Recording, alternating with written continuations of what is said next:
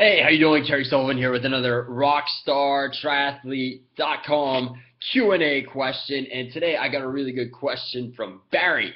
And Barry wanted to know, is it okay to train the day before a race, right? Is it just better for my body to rest and just let my legs fully rest? So it's a really, really good question. And here is my answer for you. So yes, you want to train the day before a race. And one of the reasons you want to do this is to keep that spring and elasticity in your muscles. One of the things that can happen is if you get too much rest, you can come out and you can feel dead, right? Your legs don't feel like they got that snap to them, and your arms don't feel like they're turning over good in the water. So yes, you want to get some training the day before a race.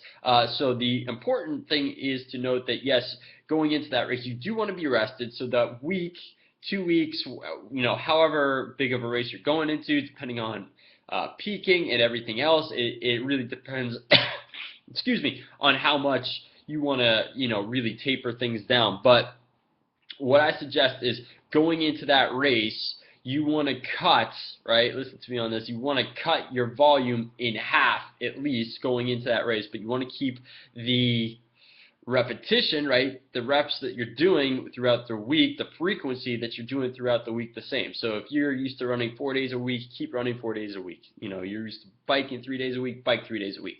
So you get the point. And then keep the intensity that in there as well, but again, cut that at least in half, right? Again, just to keep that sharpness in your muscles. So the day before a race, 2 days out before a race, I personally just take completely off and just make sure I'm rested with enough sleep, right? That's another really important thing, to get as much sleep as you can leading into that race. So that whole week before, you're getting as much sleep as you can, naps, extra hour at night if you can, go to bed earlier, wake up later, whatever you need to do to go into it. But again, we're talking about the day before the race. You're talking about the day before the race. Here's what I suggest doing and what I do and the people I've coached do.